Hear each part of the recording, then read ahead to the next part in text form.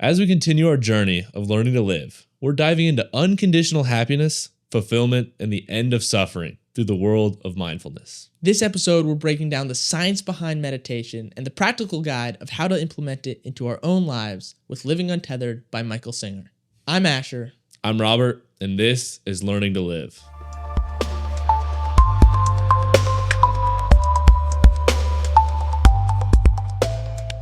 So 2 weeks ago, we read The Untethered Soul. Yes. Life changed. Everything's different.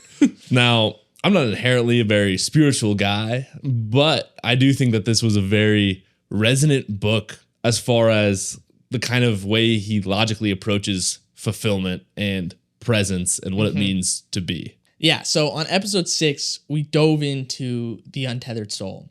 Now, the brief recap for those who didn't listen is Michael Singer was a young guy who has this moment in his life where he observes his mind for the first time, and he kind of realizes, I'm not my mind. It sends him down this whole path of Buddhism and meditation and spirituality, and The Untethered Soul was basically the culmination of his life philosophy, which is that if you separate yourself from your mind, if you become the seat of awareness, and if you let go of all the pain and the frustration and choose unconditional happiness, you can basically live this blissful, right? You're just happy life. Always. It's great. We dove into that, and it was incredibly compelling, and it was very interesting, and a little bit out there at points, because he had some wild spiritual experiences when he's meditating and when he's meeting these gurus and all these things. And so we were inspired to figure this out for ourselves a little and experiment. And so we're starting our meditation. And last episode, we checked in on what our first week of meditation was like. Yeah, rough. Yeah, the short recap there is it wasn't good. Yeah, it was hard. It was difficult. The hardest thing. So to help us, we've read Living Untethered, which is Michael Singer's third book, because his autobiography, which is The Surrender Experiment, which we also read. Episode 5. We're just covering Michael Singer. Right. So we read Living Untethered, which is supposed to be the more practical guide. And that's where we're at now, because we're trying to figure out, okay, he says let go. He says be happy all the time. He says just observe your mind. What do you actually do? What is the day-to-day? We've struggled with what does that actually look like? And so this episode, it's like we're combining his teachings of Living Untethered, and we're taking in some research independent of Michael Singer to figure out what actually is going on here in the brain, a little bit more science, a little bit more skeptical going into it, but kind of figure out where it all nets out so that we can incorporate it into our practice. Yeah. No, Living Untethered was a good read, and we started out with a long period of time where we're learning about the physics of how elements are created. Yes. So that was a fun little tangent that we really got into. Why on earth we started there. So stars, right? The furnace of creation. Yes. He basically just goes in and explains how kind of the universe is formed in a very scientifically grounded way. Yes. Not spiritual. Yeah, not spiritual in a very and he has some, and this is why it relates to God. Right. But what he's actually claiming as far as the physics of it all is scientifically he's teaching us about protons and neutron stars and but the Big Bang and most of that was to just give perspective, to just be like, so why do you think you matter that much? Or why do you think that your problems are that significant? Isn't it such a blessing that our bodies, every molecule of our body was formed in the stars, and everything that we're composed of is pretty much these small little particle elements, atoms that were formed inside of stars, which is insane. It's insane. And the key driver is he says there is so many incredible things that it took to get to this moment. Right. And you're choosing to not like it. You're complaining about it. It's like the fact that you even exist, right? That's the whole argument. It's the perspective shift, like you said. The fact that you even exist. And the side by side is 99.9% of what's going on in the world has nothing to do with you. You're just looking at one moment in time and you're taking issue with it. Yeah, no, it's kind of ridiculous when you're there's been billions and billions of years of the craziest atomic reactions and all of these things happening for them to us just be not good enough. I don't like it. It could be better. So let me ask you this, because he starts off with this section. In The Untethered Soul, we talked a little bit about death and that being another perspective shift. For this perspective shift, for this insane, what are the odds perspective shift, my problems don't matter in comparison to the universe creation, do you feel like that sunk in more? Were you able to internalize that as, okay, that's not just cool, but I actually could maybe take that with me? Yeah. I mean, I think with the death, like we talked about, it kind of is hard to really let that sink into you. And for those who didn't listen, what was like the context? Right. About? It was basically that death is what gives life meaning, and that we need to consider death as the gift, not as some punishment, and see death as maybe an opportunity for whatever happens afterwards. But for the most part, it can really let us appreciate what we have here and now, the people around us, and what we the fact that we can experience this body is a gift. And that the fact that it ends means that, we have to appreciate it now, because otherwise, if it never ended, then we probably wouldn't take the time to do it. That's an easier thing to kind of conceptualize than to actually feel all the time, especially for those who haven't had a very near death or had someone die recently. It's, it's kind of this far off thing. But regardless, I do find that it took so much for this moment to happen to be a little easier to digest for me. And I don't know why that is, but it's more of an appreciation for when I look around to just think of what the world really is, and how instead of this like, oh, well, I'm only here for a brief time and then I'm going to die and that's it. It's more of like how crazy is it that these things are the way they are? And it makes me more appreciative for things like buildings and just anything really. I'm like, that's crazy that exists. Yeah. And it's crazy. And it's crazy that we, not only that it exists, but also that we figured out how to do it. We're just bags of atoms that figured out how to create something else from all these other atoms.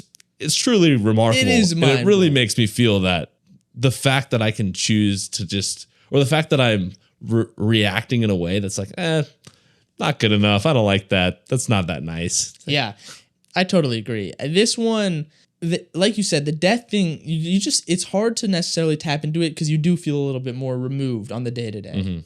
But it's easy to look at something in the world and really think about like, wow, how did that get here? And really be like, wow, that is unbelievable. So moving on to, he kind of next gets into our thoughts. And this was something where in the Untethered Soul, when he talks about not engaging with thoughts, I'm kind of like, well, where does that leave them? Do they just go away? What happens? It was a little ambiguous. But in the Living Untethered, he gets a little more specifically into what you should expect from thoughts. So what are thoughts, or why do we care about them, or what are they going to do, as we go through this journey? Yeah, so he makes this distinction between two types of thoughts, right? He says there's automatic thoughts and there's willful thoughts. So the automatic thoughts, that's the voice in your head.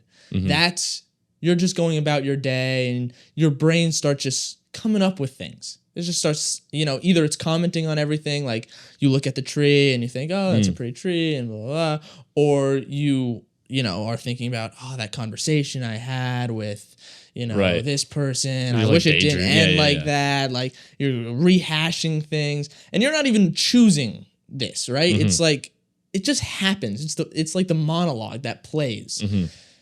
And the willful thoughts are, okay, I'm going to sit down and I'm going to think about, like what should I eat for dinner? I'm going to think through the different options. I'm going to, whatever it is, it's like the intentional thoughts. So he gives this example in The Untethered Soul of you can make your voice say something. You can make it say hello on repeat. That would be a willful thought because you're thinking it.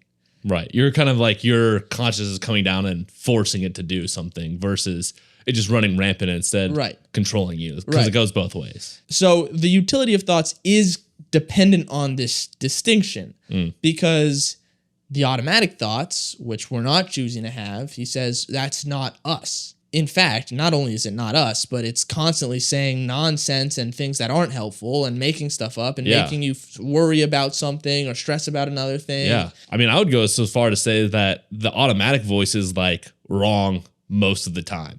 Right. And this is kind of a weird thing to think about, but I have been thinking about it willfully. I've been willfully thinking about this. Be careful, because if it's automatic, right, don't trust probably it. Wrong. Right.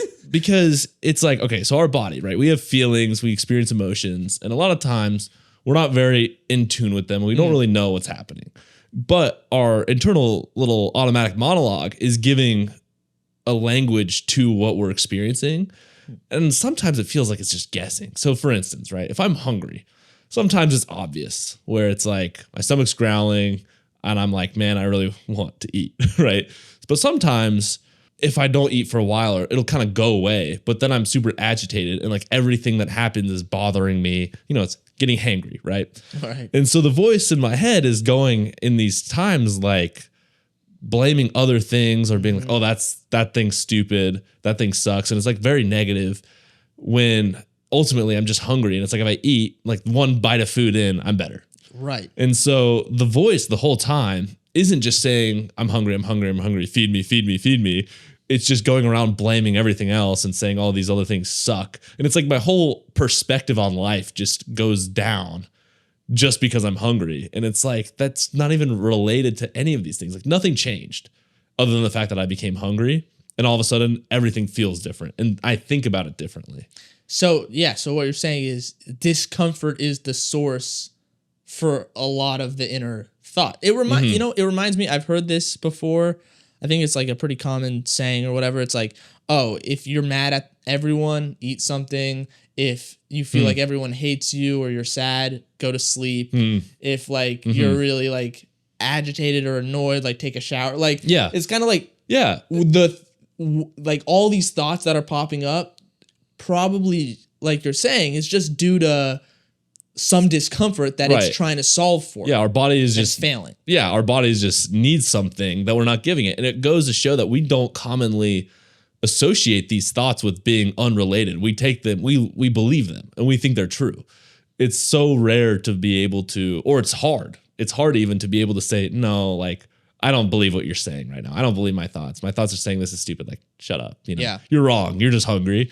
It's very hard to do that. Yes. Especially because, once you are in these discomforting zones, your body's going to want to get what it wants because it's like, it's missing something. It's missing sleep or food.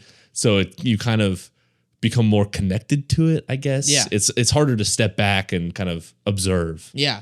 The other major part before we kind of get into the solve for all of this is just legitimate pain that we experience being a reaction to past painful experiences that we never let go of. And we got into this a lot in episode 6, so we'll skim over it briefly, but his idea is that we're constantly taking in conscious experience and some of it bothers us and we don't let go of it. And then future things that remind us of that are now interfacing through this past pain we never let go of. And so not only do you not want to identify with just the voice in your mind, you don't want to identify with negative emotions that come up. You don't want to identify with any of this. You want to stay in awareness. Yeah. And he also says that you can have these kind of unfinished things that, stick with you as they go through, is to be positive things that you cling on to. And those are actually harmful as well, because you end up just kind of comparing what's actually happening to this thing that you're kind of clinging on to. You're like, oh, I saw such a great sunset last night. Now I'm looking at my computer. My computer sucks. It's not the sunset, and you're just living your life unsatisfied because you're clinging on to something that isn't the present moment. Right. Which is like that core tenet of most suffering comes from a mismatch between reality and our expectations of reality. So that's the human condition. That's all suffering, pretty much. Everything explained for you. No, obviously, there's nuance here, but from his framework, what do we do about it? Right. So this is the key difference of these books. This is where he gets into the actually surprising solutions. And the Untethered Soul is all just let go, let go, let go. Sure, whatever. What does that mean? So his first solution, I guess, this is the beginner version, is positive thinking. So just replacing your kind of automatic negative thoughts with willful positive thoughts. Yeah. And to really not just like really do it, right? You're not just sitting here being like, oh, thinking like you make yourself feel positive, really hammer it home and give yourself your sense of perspective back whenever anything bad is happening. So I was very surprised that this was one of his solutions. Yeah, agreed. Because The whole book is this dismantling of why we should be listening to the voice in our mind and why thoughts aren't us and all this thing. So for the first solution to be just think different thoughts. Right. I'm like, well, what? Like that, I thought the whole idea was to not engage with them.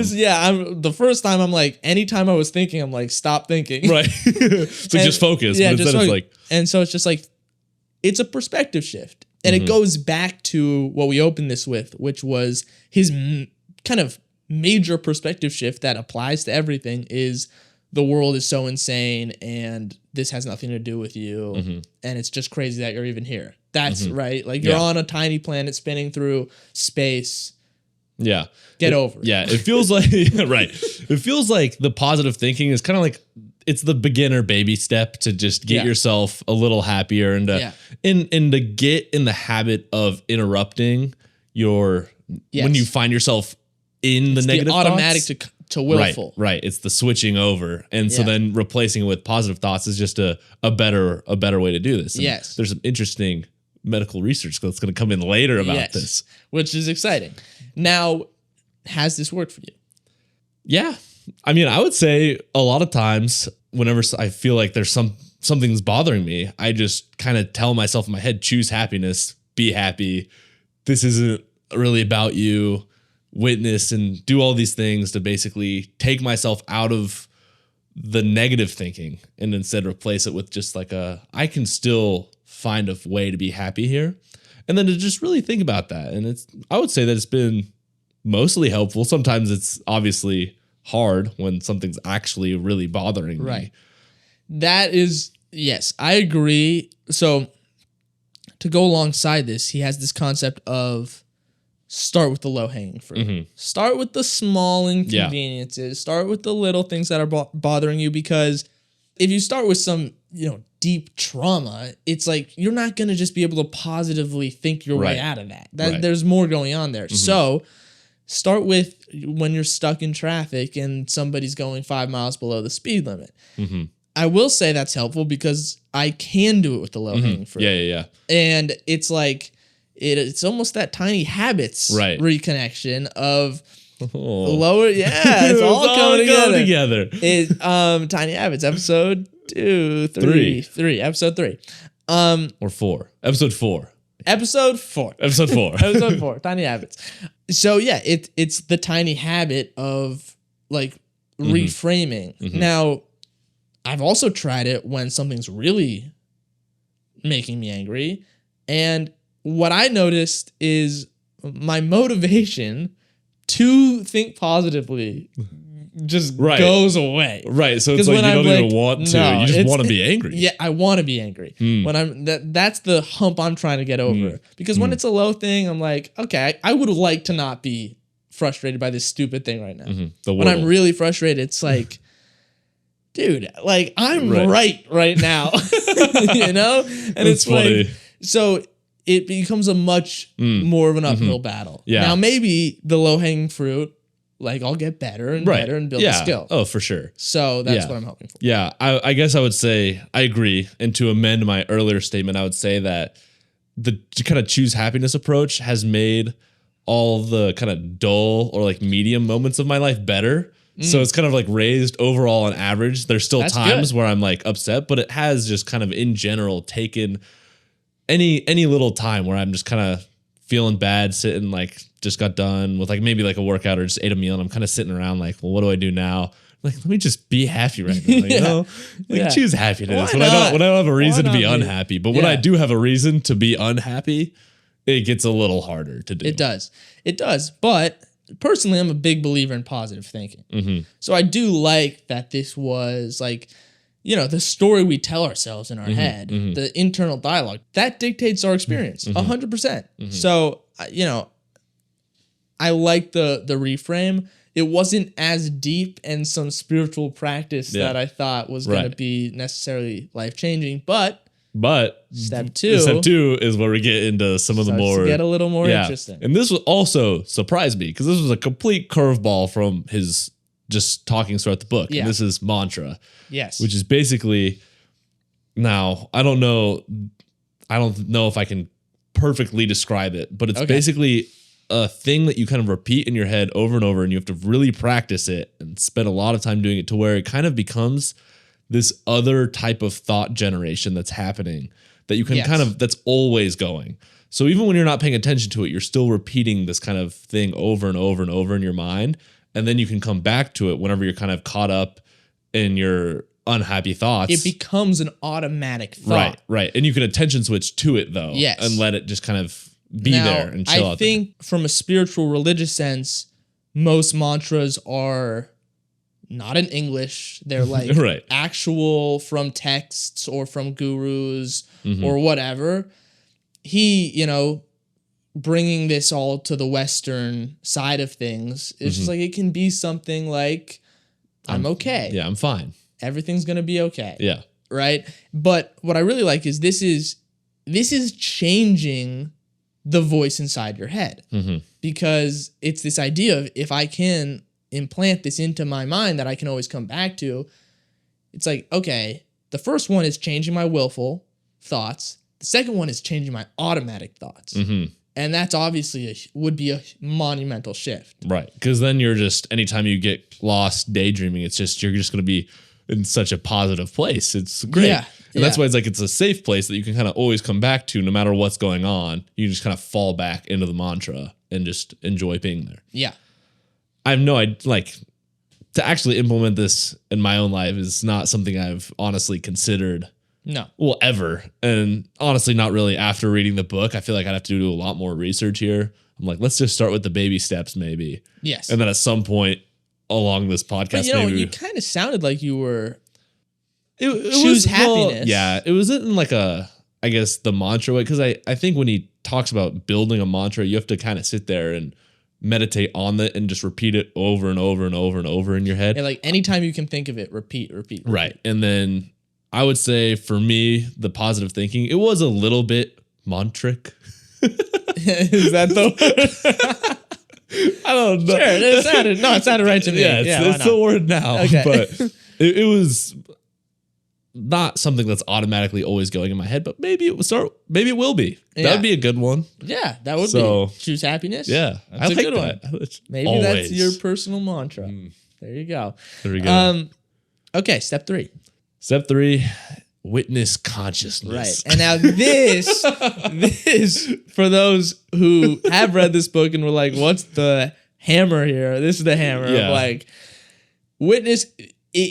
It's basically staying in awareness, right? It's literally having that separation in terms of the sense of self, where when you experience pain, when these thoughts go on, it's not just like, I'm going to think something else. It's like, those aren't even me. The emotions I'm feeling aren't me, happy or sad. So I can just observe it. And if I can observe it and just let it pass through me like any other normal conscious experience, then it won't have an effect on me. Yeah. And it goes back to that beginning of the universe is so crazy, so insane, it has nothing to do with you.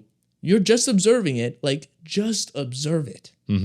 Yeah, because ultimately we can't change most of it, and to try to willfully change it is just going to lead us nowhere. Yeah. And there's, whenever you get into the deeper perspective shifts, a lot of it's like, well, what's the point of changing a lot of it, right? Yeah. You can't really do that. But it's like, so what should we do? Just enjoy, I guess, what we can control, which he would say is our ability to just observe and to feel and to constantly be experiencing instead of getting caught up in our thoughts and in the past, present, future, all these other things that aren't just the present moment.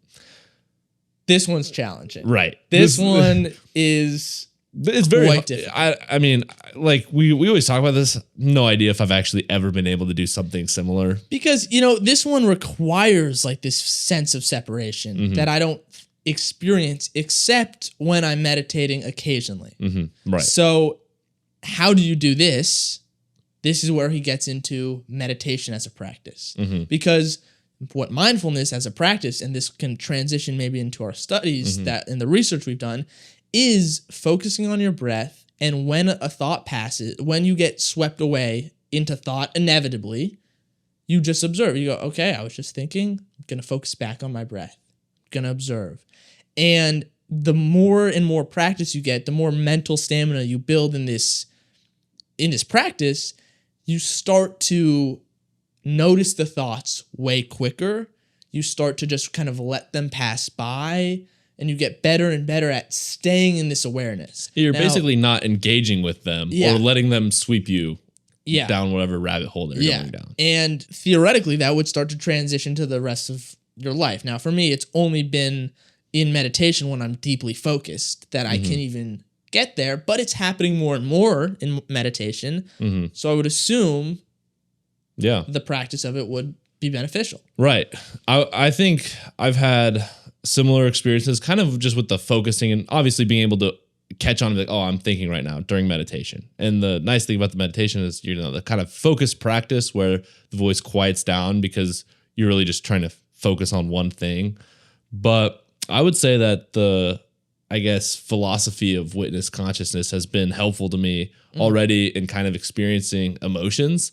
Because I felt a couple times where I'll get upset at something, if it's traffic or if it's something not going exactly to plan. And I kind of, instead of completely letting myself just go down out of control and get upset, as soon as I start to feel upset, just kind of taking a moment and paying attention to what it feels like, instead of saying, oh, the world sucks. I'm more of like, let me just pay attention to what's going on right here. Like, what's happening in my body? What's my heart doing? What's my mind doing? Do my hands feel like they're doing anything? And just kind of letting the emotion, just looking at it, it just kind of goes away after a couple seconds. Yeah, that's interesting. And I've actually had this experience with like physical pain before. Have you ever like stubbed your toe and it like hurting, and it's almost like the reaction is trying to not feel it. It's like you're like it's like your body's trying to move away from the pain. Right, distract yourself from But if you ever like, I'm just going to feel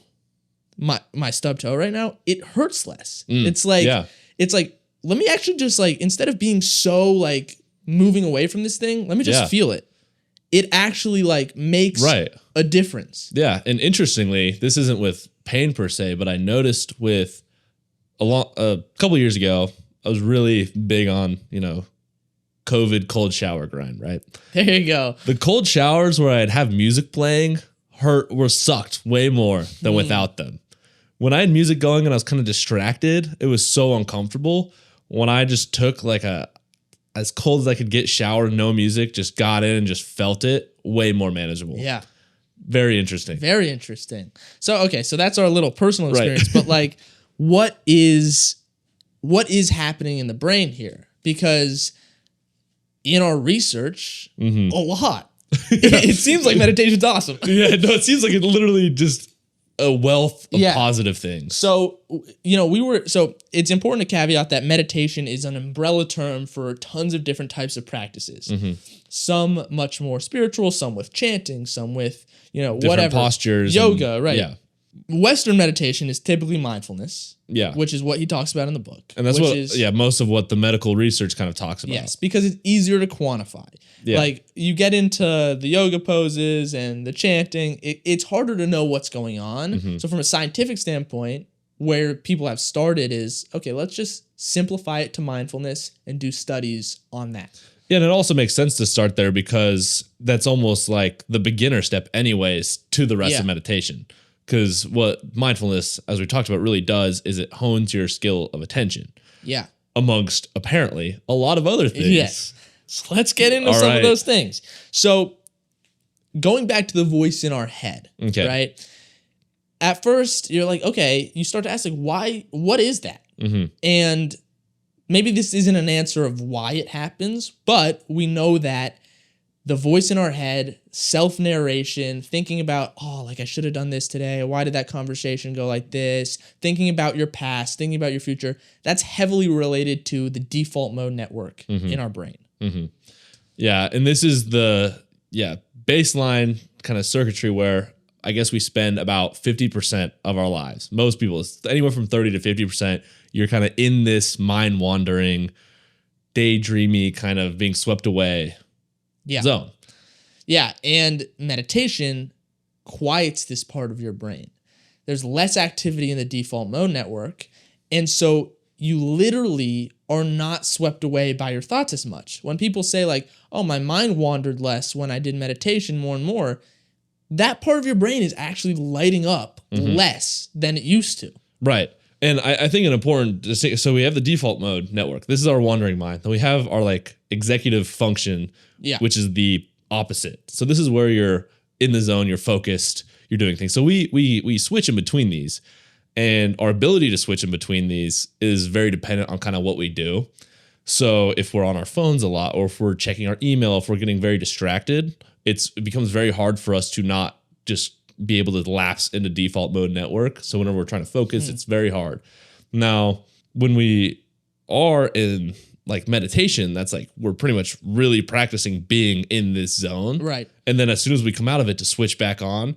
And so some of the circuits here, which don't really mean anything to me, they just have cool names. Hit me. So like the insula is basically the switching mechanism. Yeah. Now, this is probably a very simplified review of everything. Yeah. So if you really want to know, people. we're simple people just trying to learn this big world thing. So the insula is like the switching mechanism. Yeah. And then we have in the executive function, we have our prefrontal cortex, our orbital cortex, and our anterior cingulate cortex. And now it seems that the prefrontal and the orbital are very related to the, ability to pay attention, as well as your ability to plan, organize, and it also can help inhibit some of your behaviors. Yeah, the prefrontal cortex specifically is big on self-control. And so you're saying there's more activation in these parts of the brain when you meditate. Yeah, well, that's pretty much the zone that you're in whenever you're like focusing on something. Yeah. And so when you're meditating, you're basically optimizing and really helping you stay in this zone, because there is a metabolic cost to be in that zone. And so it takes energy. It's an actual cognitive effort. And that's why if you're paying attention for a long time, you start to burn out and you feel like your mind is wandering a lot. That's because it's actually taking a lot of effort to stay in that place. And and I also believe that the pathway between the default mode network and the prefrontal cortex is shown to be stronger amongst meditators. Mm-hmm. So it's like switching between them, and the self-control to not get lost in the default mode network and that self-talk and that self-narration. That's why when you meditate for years and years and years, you're getting better at no longer having that internal monologue happen. Yeah, one of the studies that we looked at, they showed that basically when you took non-meditators and they did these like attention and focus tests, that they didn't have a lot of activation in those areas. And then they took novice and intermediate meditators, and these could be people who literally spent 5 days just practicing a mindfulness practice. And they showed a lot more activity in kind of their focus area and the switching mechanism and all these things. And then they took very experienced meditators and they showed not a lot of activity again. But then they looked at their brains, and their whole brain structure was just different. Like they had a lot of their increased cortical thickness. And literally parts of their brain are thicker. Right. Where it's like building up the muscle of not. And so now when you're lifting the weight of not going to the default mode network or staying in the executive function, it's just easier. Right. And it takes less activation to be there. Yeah, which is insane. That's crazy. And I don't know, I couldn't find anywhere that was like really talks about the timeline of this. I remember seeing that it takes more than 8 weeks. You're right. It is a bit of a journey. Right. I know they said it didn't show that their brains had really improved over 8 weeks in that way, but in a different way they did. Yes. And what it does improve in 8 weeks is emotional regulation. Mm-hmm. And this is another structural change that happens in the brain. Now, I don't know if the structural change happens in 8 weeks, but I believe it's observable that the amygdala, which is the part of our brain that the fear shows up in, and stress, that actually there's reduction in activity, and the size of the amygdala actually gets reduced through meditation. Yeah. Which is just crazy. And this goes back to Michael Singer's idea of basically not identifying with these emotions as much, letting them just pass through you, them not affecting you as much. So these parts that feel like this fear and this anxiety literally don't light up as much in the brain. Yeah, no, this was very interesting. And I remember reading something that for emotional regulation, the ability to do what's called reappraisal, which is basically to translate some stimulus, so some negative, pain of whatever. You're stuck in traffic or someone dies, right? Something bad that we perceive as bad. It can have a, range.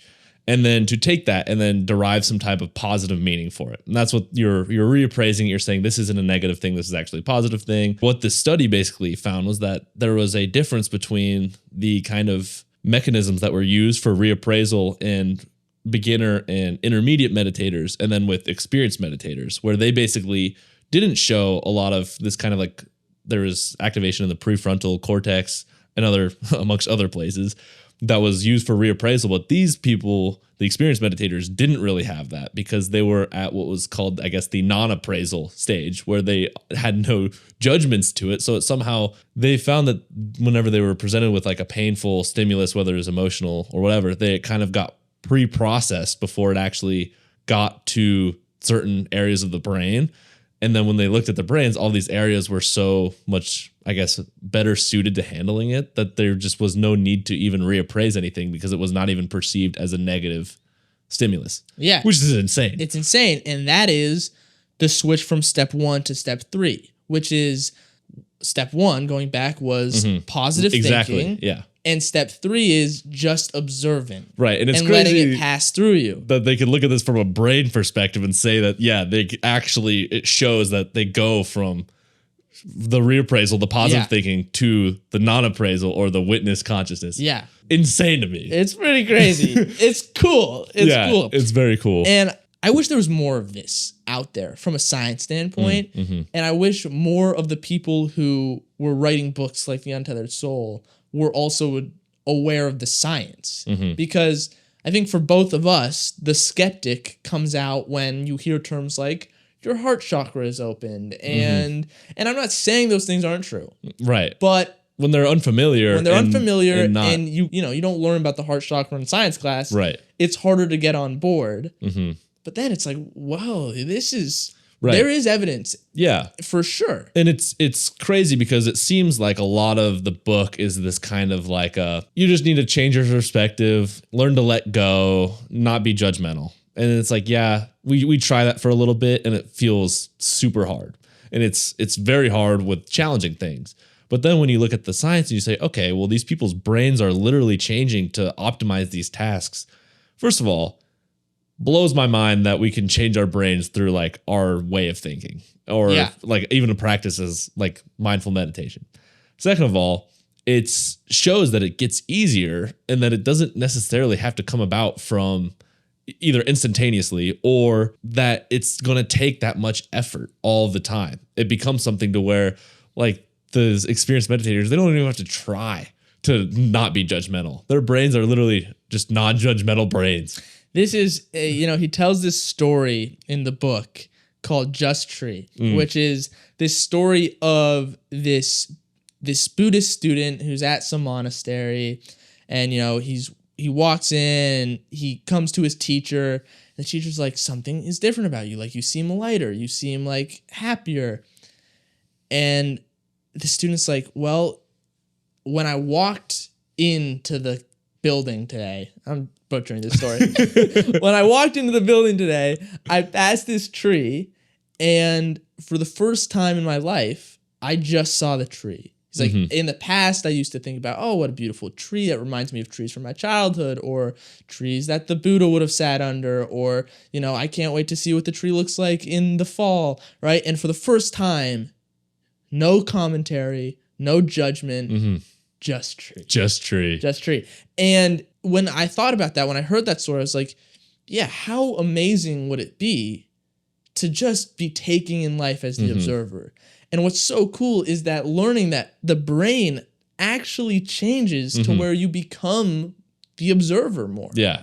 It's mind-blowing. It is. And it really makes me feel better about the suffering we're doing through our meditation. It's like there's a light at the end of the tunnel here. And that's, what we hope is cool about this podcast. What we hope comes out of it is that we are actually experimenting with meditation. We're 2 weeks in now, and we're doing 30-minute meditation, and we updated you last week, and I'm sure we'll have an update episode soon. So we're experiencing these slow changes and these painful changes, and we're gonna report like, do we? It's gonna take longer than 8 weeks. It's gonna take longer than 8 weeks. Fun, it's a journey. Now, bringing it back to kind of some of the science we're looking at. This is another really crazy thing that connected to the book, where they talk about the other, I guess, method of emotional regulation beyond reappraisal or non-appraisal is these kind of like extinction events, where you basically perceive the emotion and it just completes. What? Okay, just like what exactly does that look like? Like completes. It was a little vague, but it's more or less that you were feeling unhappy and then you stopped feeling unhappy. Okay, and so like you almost processed it. Right.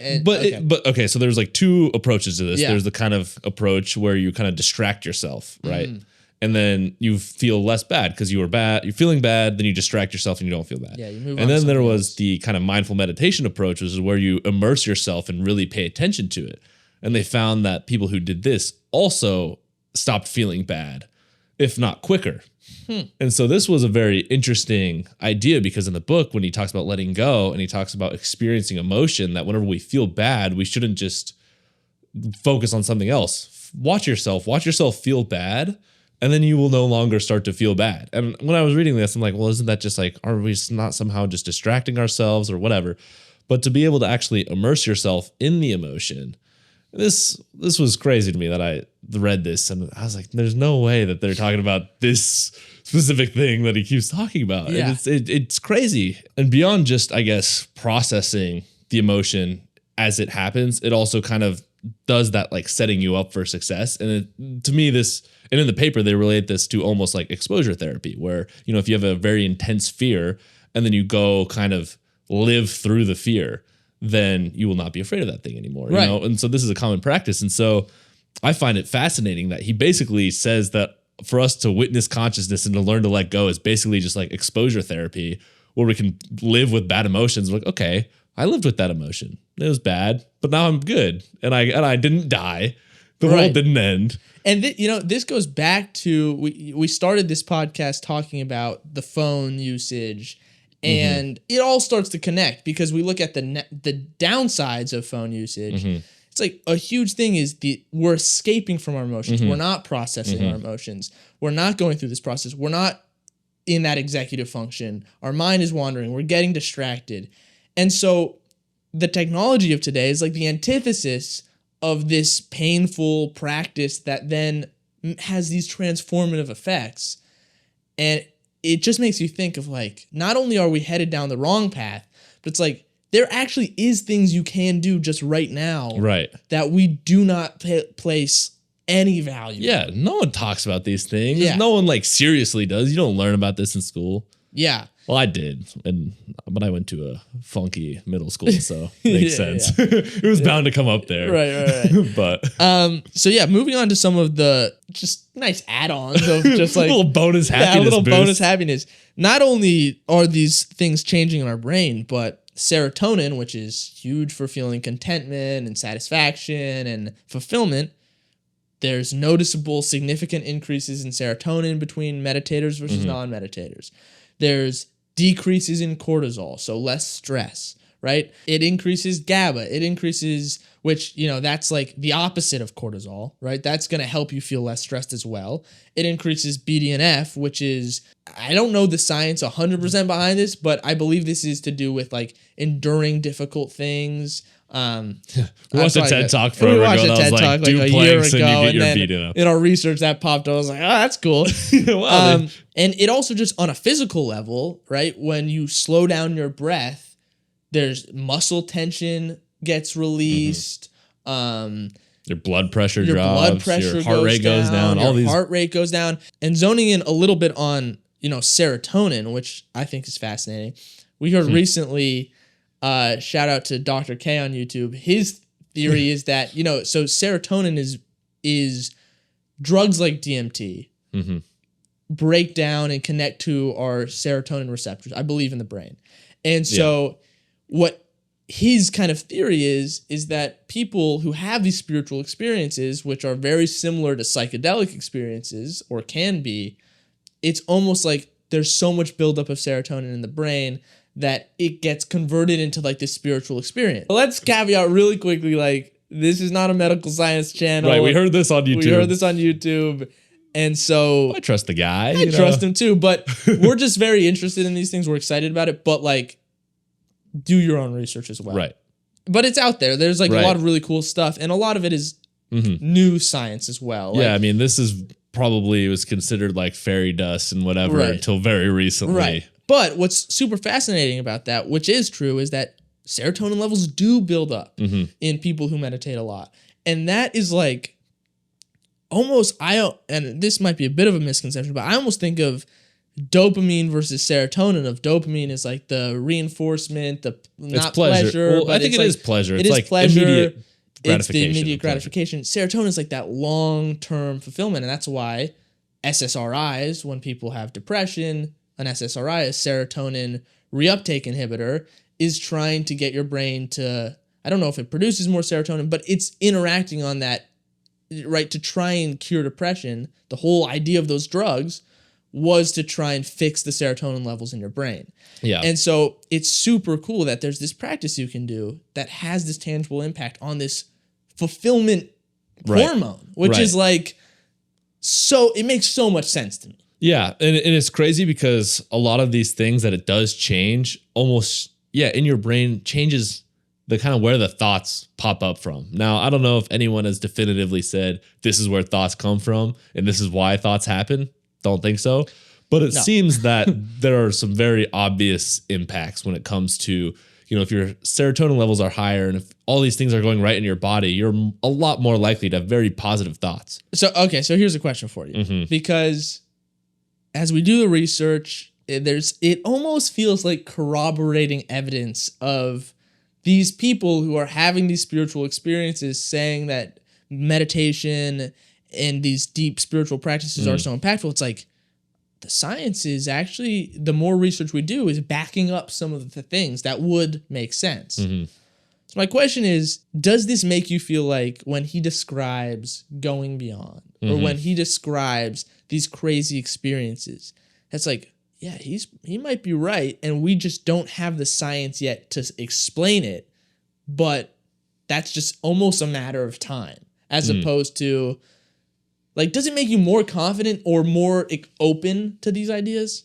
It makes me more able to tolerate them as far as there could be an explanation for it. So if it is something like you're just having kind of a psychedelic experience that they seem to have, then that could just be all it is.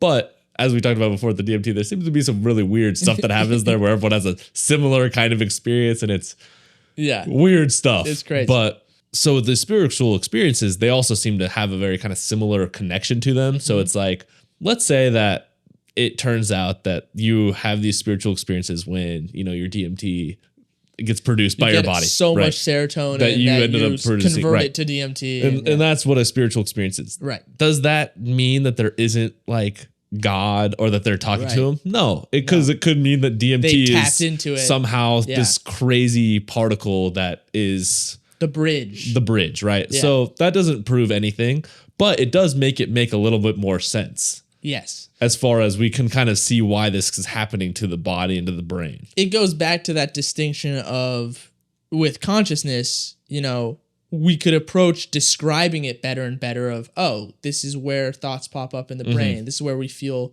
fear. It doesn't answer the question of, well, why is that happening? Yeah. Where's our awareness? Yeah. Where on earth does that come from? Yeah. Don't know. I don't know. For me, it's like a more palatable topic and something where, okay, you don't believe in spirituality. You don't believe in religion. Here's why you should still meditate. Here's why it might be worth it. That's I think a really cool bridge to have. I'm more open-minded of, well, the science is starting to confirm some of these beliefs. Like, maybe we should take these guys' word for it. Yeah, and it seems like there seems to be emerging science in even very specific and, I guess, strange meditation practices that's like, oh wait, that all of a sudden physiologically makes sense why that person has that experience when they do this specific thing. Right. Which is like, before we'd be like, oh, what on earth is that person doing? Like, how is that position in which they're meditating in going to change anything? But it's like, oh, if you actually align your body in this way, it somehow physiologically blood changes. flow might change or whatever it is. Or like you're pushing on some type of like hormone, producer or whatever. I don't know. It seems like something's going on. Yeah. And it's all starting to make sense. It's all starting to make sense. So, I guess where does this leave us? Because we're doing this meditation challenge and we're doing 30 minutes a day of mindfulness. And that has been quite challenging. Yes. This is almost more motivating than anything else, right? We're already on board. But getting back to a bit of what does this look like in practice, for anyone who just listened to that podcast and they're interested in the untethered soul, and that now they hear the science and they're like, wow, this is something I want to do. Where do you start to? So I guess a lot of these articles that we kind of looked at focused on a couple variations of mindful meditation. The first one, which we're doing, is called focused attention. It's basically where you choose something to focus on. In most cases, it's your breath, and that's what we're doing. So you basically just sit down and get comfortable, close your eyes, and then you just try to pay attention to where you feel the breath most obviously in your body. Could be Trust us. Your nose, could be your stomach. Yeah. You will fail. You will realize what's going wrong quite quickly. It is ridiculously hard. Yes. You'll notice that it's very hard to not get swept away in your thoughts or to not be bothered by your thoughts. Yeah. But you might even find yourself in a position of, what are these guys talking about? I'm not experiencing anything. That's your thoughts. Right. Anything is your thoughts if you're not paying attention to your breath. Yeah. And then one way Michael Singer proposes in the Living Untethered is whenever you do this to count your breaths. So like inhale, exhale, that's 1. Count up to 25. And then repeat. Yeah, try it. I could get to like maybe 2 pass throughs. Because, the breath is like that step 3 of just observing. Yeah. The counting gives you a bit of willful thought to latch onto. To try to basically. And so it's a little easier when you're trying to get your mind to do something. Because if you just think about observing the thought, it's almost like there's this emptiness. And so it's super easy for the automatic thoughts to come in and fill that emptiness without you even realizing what's going on. When you're counting, you're like taking up some of that space intentionally. And so, like you said, if you're interested in this, it can be that simple. Yeah. And the Michael Singer prescription is to do it twice a day for 15 minutes, and once in the morning, once in the evening. Now, we're not doing that because where's the challenge in 15 minutes? Let's hurt ourselves for 30 minutes. Yeah. Honestly, 15 minutes would feel very manageable right now because I feel like I hit my groove at around 15 minutes. Yeah. I feel like by 20 minutes, I'm like, when is this? 20 minutes. The last 10 minutes is a battle, but that's another follow-up for another day. Yeah. But so to practice, I guess, the first basic mindful meditation, just 15 minutes a day of counting your breaths, good luck. Good luck. And you'll, quickly realize where the problem is. Now, there's other types, I guess, of more specific meditations with like loving compassion meditations where you really try to focus on like a positive emotion and then like project that to others. And then there's just like a general awareness where instead of non-judgmental awareness where you just kind of let thoughts pop up and you just kind of like pay attention to whatever's the most noticeable thing until the next one pops up. And those are a little harder to do than the focused meditation. But interestingly, in the research, they showed similar effects. Right. And in terms of default mode network, deactivation or just less activation and just all the other stuff. Yeah. And even in like the loving compassion one could show an increase for empathy for others and some other, brain mechanisms there. So anyway, all that aside, this episode we've been coming down pretty hard on the pro meditation mindfulness. It's great. Yeah. But are there any like downsides or any negatives to be aware of? The thing I think of first is I'm skeptical of the one-size-fits-all framework because you lose some nuance. And so my skepticism is he paints this picture of it's just so incredibly powerful and so easy to just choose happiness unconditionally, and all you have to do is reframe your thinking and meditate and life will be wonderful. And I think of the person who might be like really going through it. Yeah. And really struggling. And I just wonder, at some point, you got to meet people where they're at. And I don't know if this necessarily does that. Yeah. Because we are living in a time where our generation is more depressed than ever, more anxious than ever. It's easy to say, just let go. Is this really enough? Especially for people who've gone through really terrible experiences. Yeah. One thing he talks about in the book is that one reason to start with the low-hanging fruit is because a lot of times these things that we've held on to, we basically stored this pain, and when we observe it, it's going to bring the pain back up. And so with low-hanging fruit, these things don't hurt that bad, so we can experience and witness pain. But with really hard, deep stuff, it comes with a lot of pain. So he says.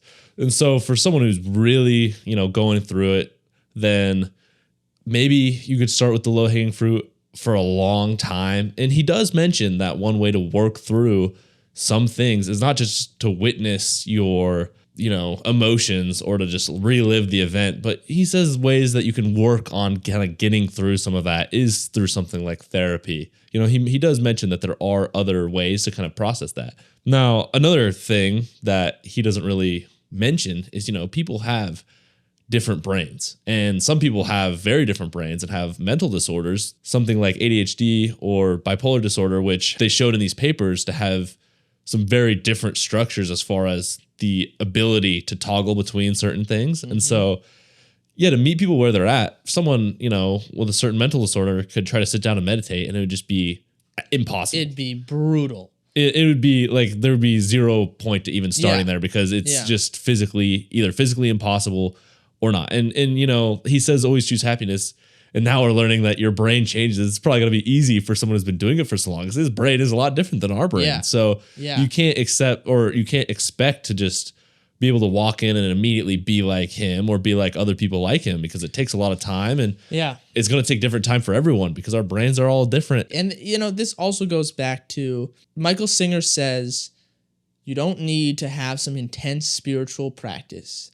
If you just reframe your thinking and constantly work on letting go, eventually you'll reach this bliss. But he had an intense spiritual practice, and he had these crazy spiritual experiences where he was a different person on one side to the other side of that moment. It's like when he had that meditation where he sat under the tree and heard this voice saying, go beyond, and he woke up, the voice in his mind was then silent for like 3 weeks. Yeah, it was just gone. And there was an energy flow going through him for the rest of his life that he could just focus on and be more, like, how am I supposed to believe that you have reached this permanent state of bliss and happiness and I can get there without experiencing what you've done? Right.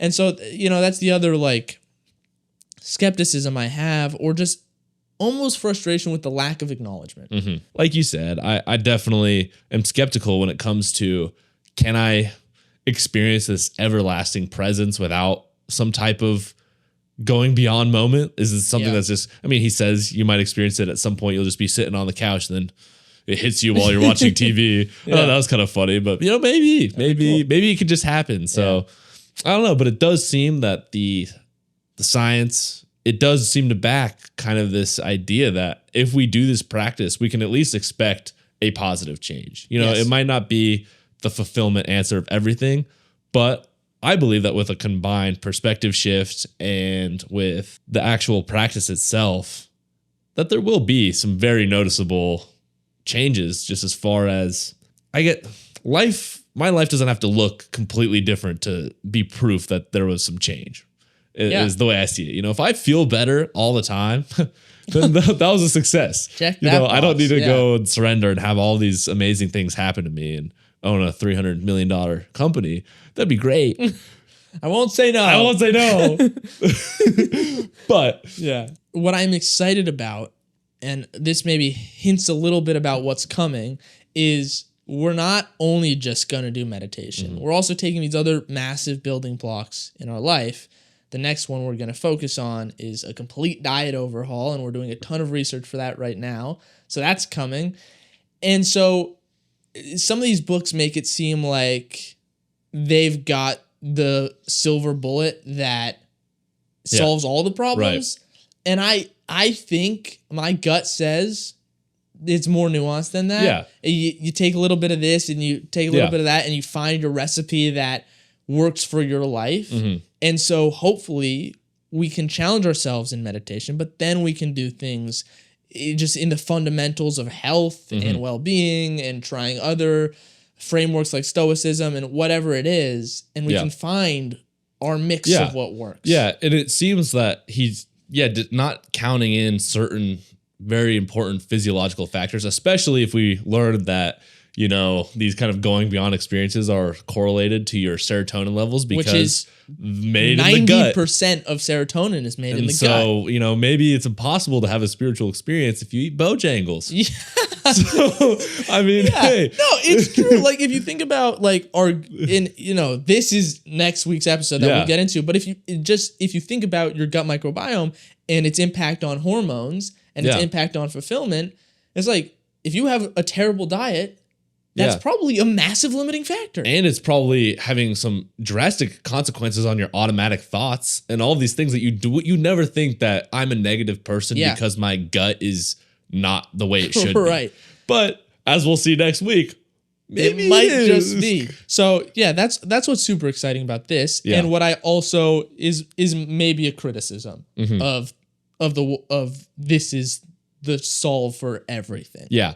It seems that this is the piece of the puzzle that's kind of like the attitude and mental training. Yeah. Almost. And then we need to bring the rest of the body in and maybe some more actionable things as far as what we do with the body. Yeah. Which there's a lot of work to be done for a lot of reasons. We sit too much, we eat like garbage. We'll get into it. We'll get into all of it because that is where this is headed next. We're starting a series on diet. We're going to continue our meditation. We're going to continue our phone challenge and our tiny habits challenge. But just stacking them all up. Bring us more. What's more?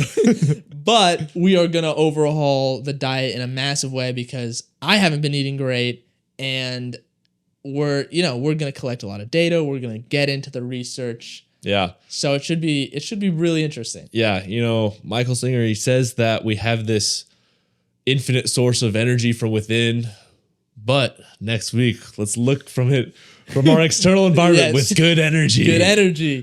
So that is what to look forward to. The book's not out here, I don't believe, but no, we have the book. We're reading the book, and that's the next chapter. Yeah. So if you've listened to all of this, thank you so much. Let us know what you thought. Yeah, and then we'll be back next week for good energy. A big pivot.